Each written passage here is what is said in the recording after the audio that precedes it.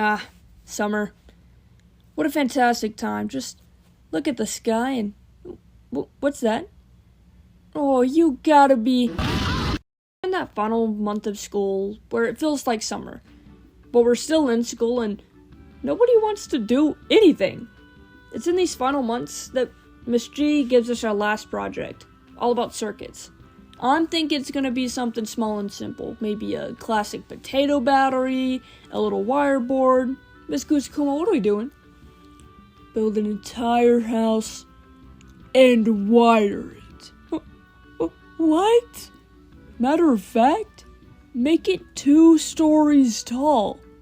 And add a bunch of switches.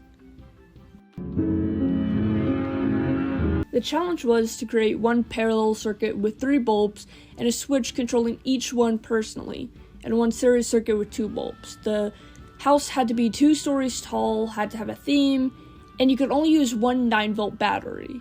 Each circuit had to have a positive and negative wire that all reached back to the battery. Now, I had an idea of what these wires meant, but it wouldn't be till the end of this video that I truly understood what it meant by positive and negative wire. So I devised a plan.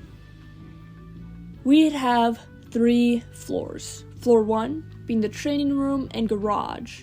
Floor 2, the dining room, where I go to eat. And floor 3, the bedroom and the bathroom. Floor 1 would be the parallel circuit.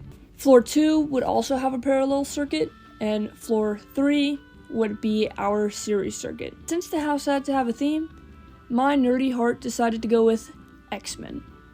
And thus began the saga of X-Men, the last physics project. This day's focus was to just assemble the house and paint the rooms. I remembered I'm not exactly artistically inclined with this final base. And I went to bed thinking, hey, this ain't too hard. Boy, oh boy, was I wrong. A long time ago, in a physics class far, far away, lived a pile of donated and old wires. Our young Padawan, unfamiliar with the tools there, assembled what she believed to be the greatest materials of all time and returned home. I got this thick pink wire, and when I cut it and looked at it, I was thoroughly confused. It didn't look anything like the ones from the lab. I decided to toss them away and just try again with different wires the next day, knocking an entire day off of my limited time to get this project done. I went back to class the next morning and struck gold. It was the exact same wires that we had used in the labs. I left that room clicking my heels. I went home and I built this. And I realized my worst enemy for this entire project would be connecting these wires. Since I kinda slacked off on Monday and Tuesday, Wednesday was lock-in day. The goal for the day was to get the whole house wired. I realized I didn't know anything about wires. So I wiggled them around and several not very kind words, multiple wires just stuck in my thumb. Eventually, we got this. Once again, I had done it. Just in time for the wire check the next day.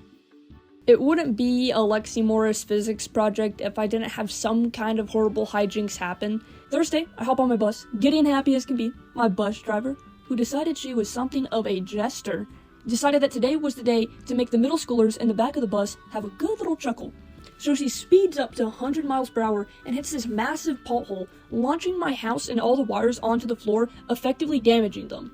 So in third period, aka time for my wire check, I'm trying to solve the puzzle of how the heck I moved these around last night. When she came over to ask me how it was, it just wasn't working. Leaving class, angry and sad, my good friend Donald Pearson grabbed my shoulder and said, I can take you to tutoring today.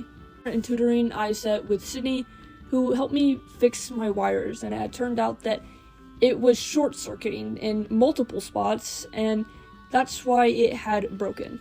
Miss G told me that I needed to have a 2-way switch, and I know I'm supposed to be able to tell you what that is, but I couldn't.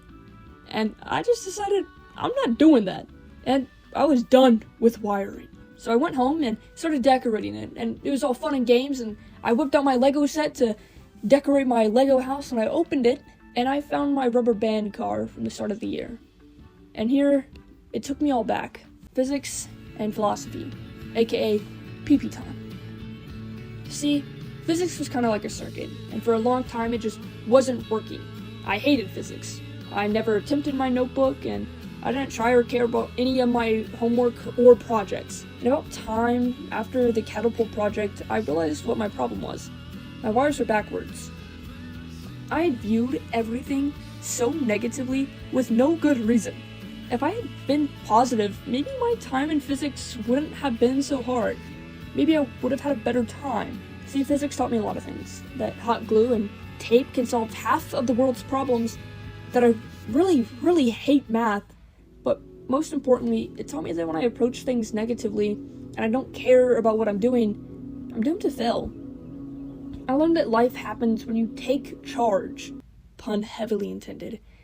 Towards the final semester of school, I started trying more, I actually studied, and I didn't keep going in there with the mindset of, I don't even want to be in this class.